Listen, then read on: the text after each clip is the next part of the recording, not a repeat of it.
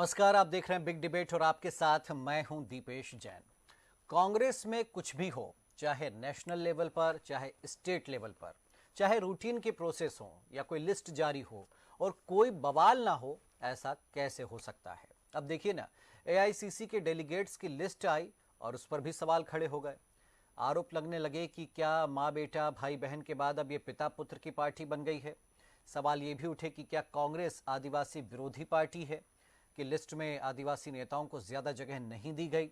BJP तो तंज कस ही रही है, लेकिन खुद कांग्रेस के अपने नेता भी इस लिस्ट पर सवाल उठा रहे हैं। आखिर ऐसा क्यों हो रहा है? इस लिस्ट में ऐसा क्या है? पहले रिपोर्ट देखिए, फिर इसी मुद्दे पर हम करेंगे चर्चा।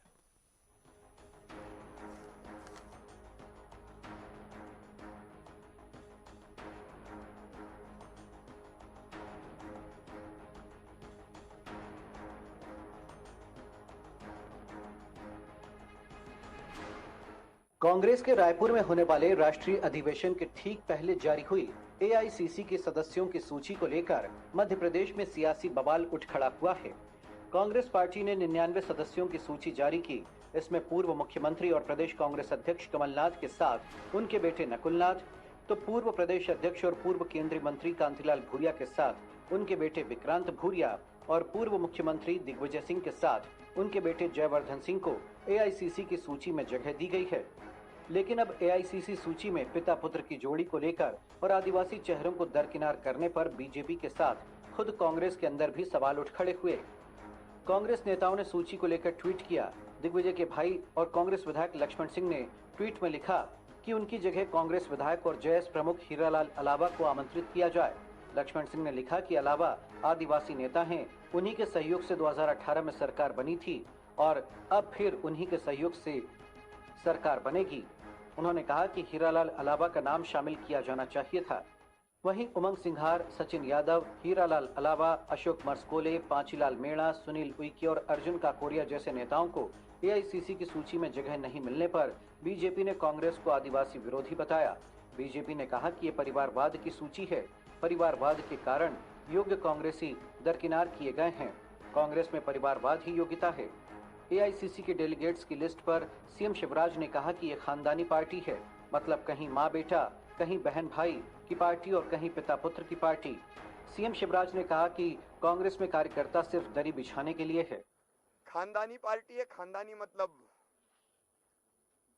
एक खानदान की कहीं माँ बेटा बहन भाई बहन की पार्टी, पिता पुत्र की पार्टी। दूसरों की जरूरत ही क्या है? कार्यकर्ता दरी बिछाए और हम राज करेंगे। कुल मिलाकर कांग्रेस में इस लिस्ट पर अब जो बवाल खड़ा हुआ है, देखना है कि इसमें और कितने तूफान आते हैं और कितने नेता इससे नाराज होते हैं, या फिर एआईसीसी की लिस्ट में क्या कोई बदलाव होता है। Bureau report, DNN news.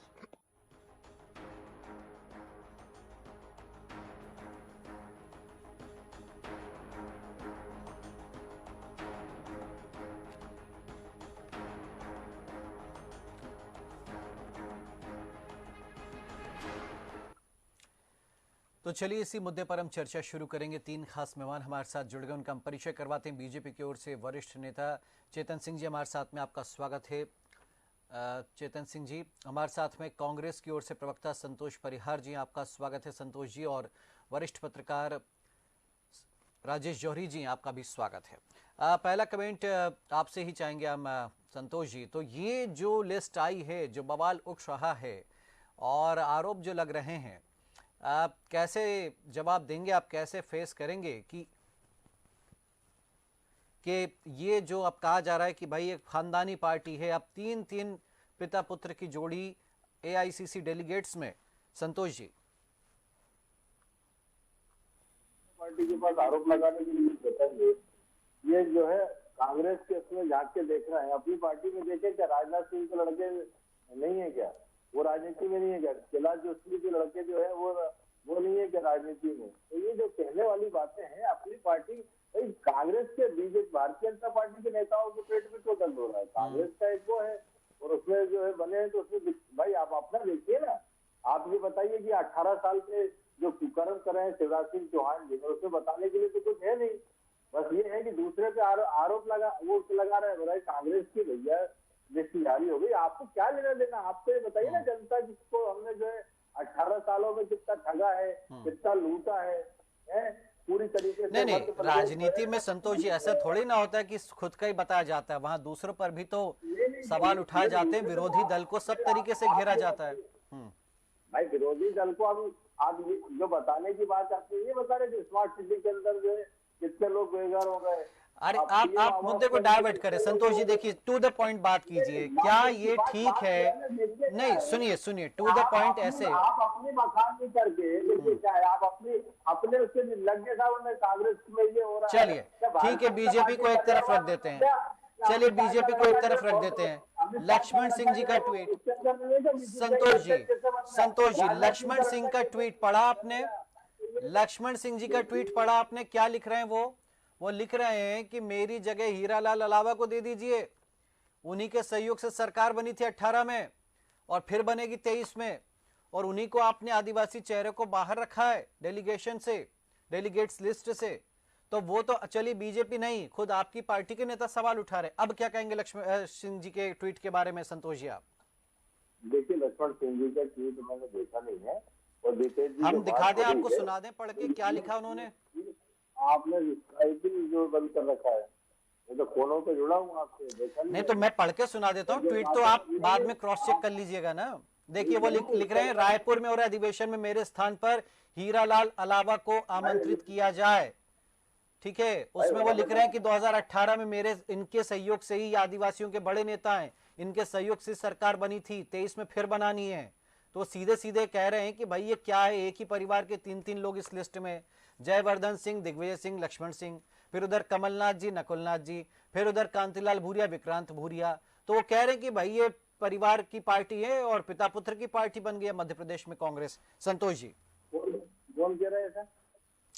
ये तो मैंने तो देखा नहीं, मैं बता रहा हूँ बीजेपी, सुनिए बीजेपी भी तंज कस रही है, बीजेपी कह रही है खानदानी पार्टी। बीजेपी तो क्या है, नकली पार्टी है, कुछ ही बातें करेगी बीजेपी। बीजेपी को अमित शाह के जय शाह नहीं दिखता क्या? बीजेपी को जो है आपके जय शाह भाजपा में नहीं है संतोष जी। ये देखो क्या है, सुनिए मेरी बात दीजिए जी, भारतीय जनता पार्टी के पास कुछ बताने के लिए है नहीं, इसलिए जो है दूसरे के उसमें करना। मगर आप अपना तो नहीं, आप इस लिस्ट को जस्टिफाई कीजिए ना आप। अरे देखिए संतोष जी आप इस लिस्ट को, इन नामों को जस्टिफाई कीजिए। संतोष जी प्लीज भाजपा, देखिए भाजपा ने, चलिए हम सवाल पूछ रहे हैं आपसे, आप बताइए। आप जो बातें कर रहे हैं, भारतीय जनता पार्टी में क्या चुनाव हुए हैं? क्या चुनाव से बने हैं? चुनाव से ऐसी डेलीगेट बने, तीसरी डेलीगेट बने, वहाँ तो नियुक्ति, वहाँ तो जो संक्षेप पर्ची आती है और उसको बना देते हैं। तो ये जो बातें हैं अपने बारे में सोचे, जो द्वंद्व मचा हुआ। लेकिन हम आपसे पूछ रहे हैं कि क्या ये लिस्ट ठीक है? नहीं, इसको आप जस्टिफाई करेंगे संतोष जी? इसका आप एक भी जवाब नहीं दे रहे कि क्या लिस्ट ठीक है कि बड़े बड़े नेता, उनके बेटे सब लिस्ट में आ जाएं, बाकी नेता बाहर बैठे रहें?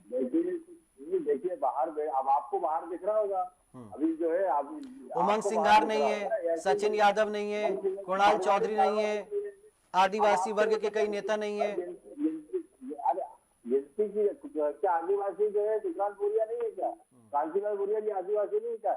ये आप लोग जो कहानियां जो बना रहे हैं, और जो ऐसा भारतीय जनता पार्टी के, ये बताइए ना, भारतीय जनता पार्टी के लोग नहीं है क्या? वो बता देंगे चेतन जी। ठीक है, चलिए आपका हो गया समय, काफी समय आपने लिया, लेकिन आपने टू द पॉइंट जवाब नहीं दिया। चेतन जी वो कह रहे हैं कि भाई बीजेपी क्यों तंज कस रही है, अपने घर का देखे ना, हमारे घर में क्या हो रहा है हम अपना संभाल लेंगे, क्यों हम पर तंज कस रहे हो आप लोग की पिता पुत्र की पार्टी और परिवारी पार्टी और खानदानी पार्टी, फलाना ढिकाना ये। चेतन जी देखिए, निश्चित रूप से कांग्रेस पार्टी को लेकर के देश और देश की जनता में जो मैसेज है वो यही है कि ये पार्टी नहीं, एक परिवार की पार्टी है, और जो पार्टी परिवार की पार्टी होती है वो देश और देश की जनता का हित कभी नहीं सोच सकती। रही बात भारतीय जनता पार्टी की, तो भारतीय जनता पार्टी में जिन नेताओं के नाम का उल्लेख किया है, अगर हमसे कहीं त्रुटि हुई है तो शायद मेरे मित्र भूल गए हैं कि लाल किले की प्राचीर से साहस के साथ कहने का भी अगर सामर्थ्य किसी में है तो भारतीय जनता पार्टी के यशस्वी प्रधानमंत्री आदरणीय नरेंद्र भाई मोदी जी में है, जिन्होंने खुल करके परिवारवाद पर प्रहार किया और ये नहीं कहा है कि भारतीय जनता पार्टी के यहाँ परिवारवाद है तो वो सब ठीक है, ऑल इज वेल, ऐसा नहीं कहा।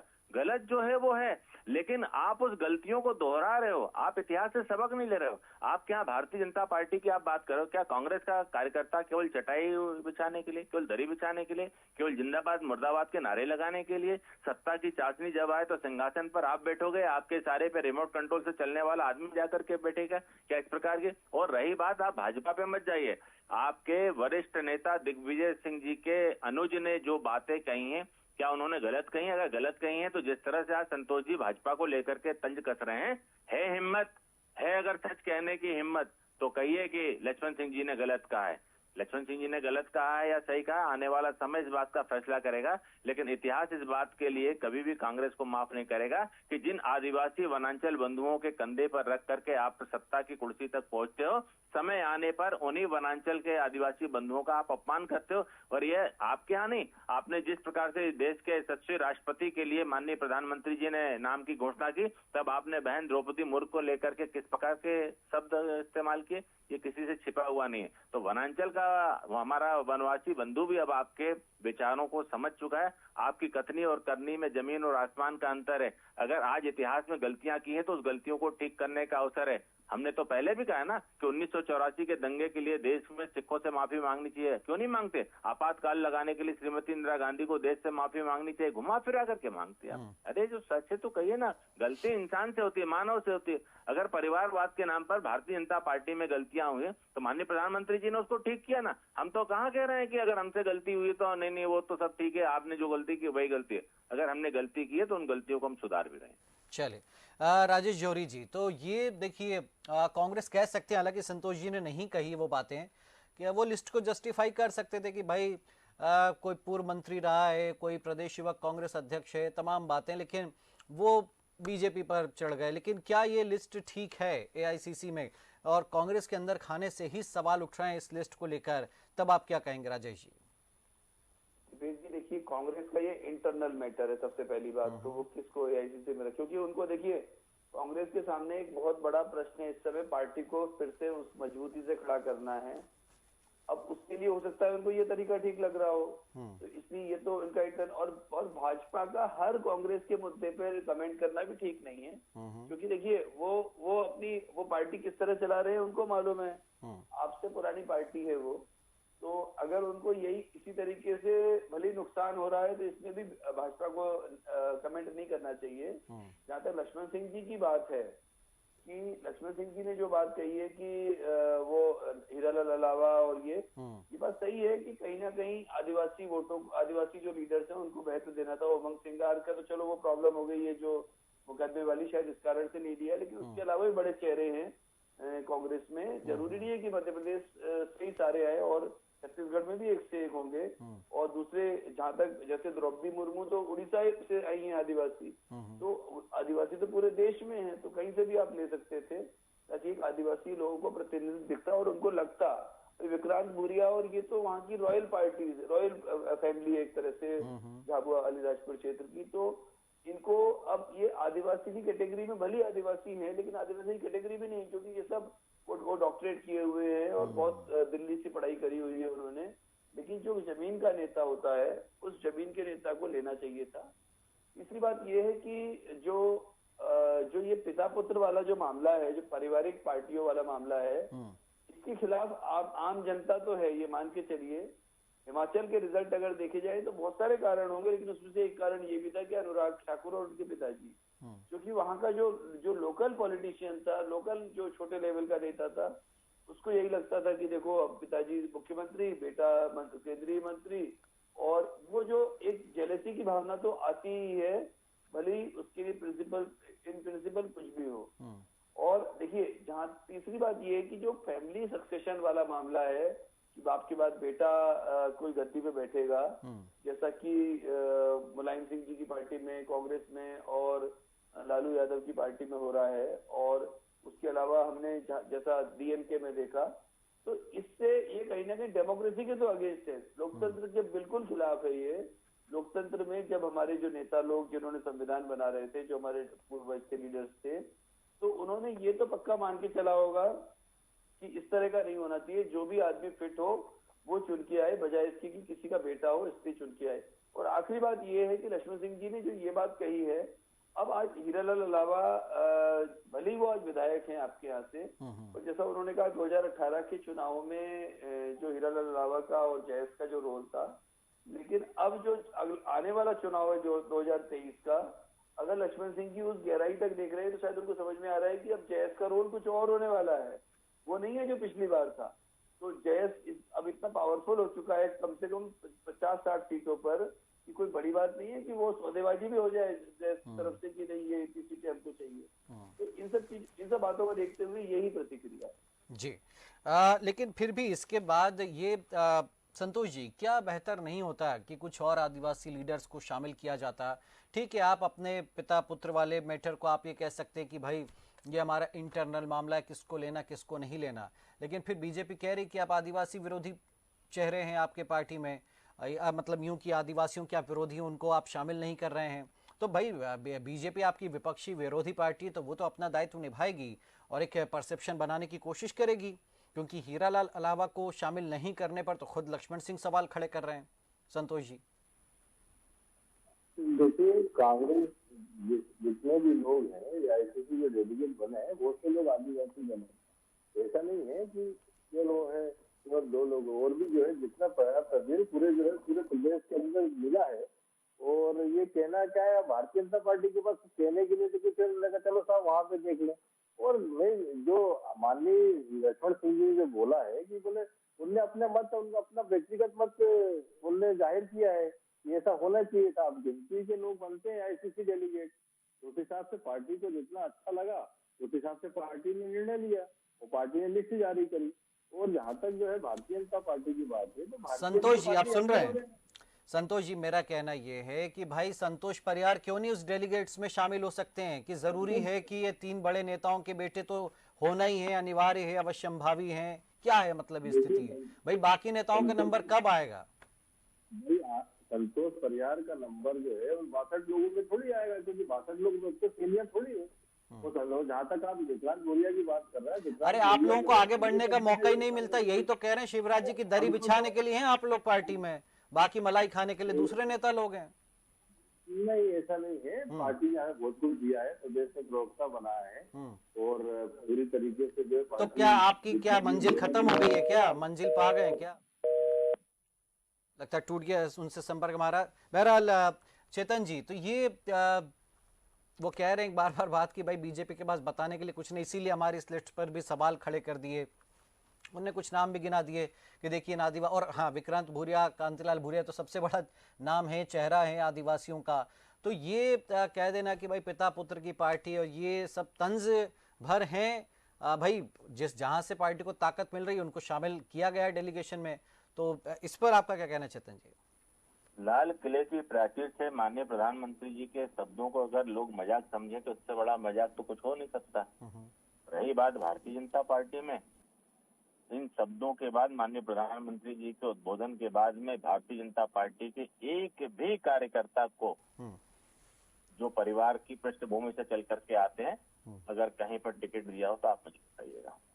हम आचरण में जो बातों में सुधार चाहते हैं, हम दूसरों को दिखाने के लिए नहीं, पहले हम खुद में करते हैं तब हम दूसरों के लिए बात करते हैं।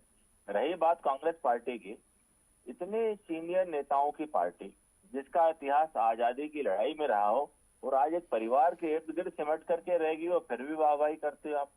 परिवार को पालने के लिए किन किन लोगों को, लाखों कार्यकर्ताओं पे दाव पे लगा चुके हो आप, उसके बाद भी आपको समझ में नहीं आता है। अरे भैया, जनता की बात करो, प्रदेश की बात करो, देश की बात करो, शुचिता की राजनीति की बात करो, नवाचार की बात करो, देश में कहाँ क्या घटनाएं घट रही हैं, बढ़ रही हैं, उसकी बात करो। विपक्ष मरा हुआ पड़ा है, कोई पूछने वाला नहीं। विपक्ष की भी जवाबदारी है, संवैधानिक दायित्व है दीपेश जी। केवल ताली बजाने का और ट्वीट करने का दायित्व नहीं होता है, संवैधानिक दायित्व पर जनता ने आपको बिठाया है। क्या आप पूछिए इनसे, क्या देश में उन संवैधानिक दायित्वों का निर्वहन कहीं आप कर पा रहे हो? आपके पास क्या सवाल जवाब होता है कि हमारे कार्यकर्ताओं पर मुकदमे? अरे भैया, लोकतंत्र का तकाजा है, मुकदमे दर्ज होते हैं, कोई नई बात नहीं है। ये तो मुकदमे साधारण है। आपकी श्रीमती इंदिरा जी ने तो 1975 में सारे देश को बेड़ियों में जकड़ करके जेल में बंद कर दिया था। लोग 2.5, 3 साल तक जेल में रह करके आए। उसके बाद भी जिन लोगों को लोकतंत्र में आस्था थी, उस लोकतंत्र के उत्सव में फिर से सम्मिलित हुए। इसका तात्पर्य ये नहीं है कि आप आंदोलन करते हो तो कोई मुकदमा दर्ज होता था, आप घर में जाकर के बैठ जाते हो। एक पांव रेल में, दूसरा पांव जेल में, ये है डेमोक्रेसी।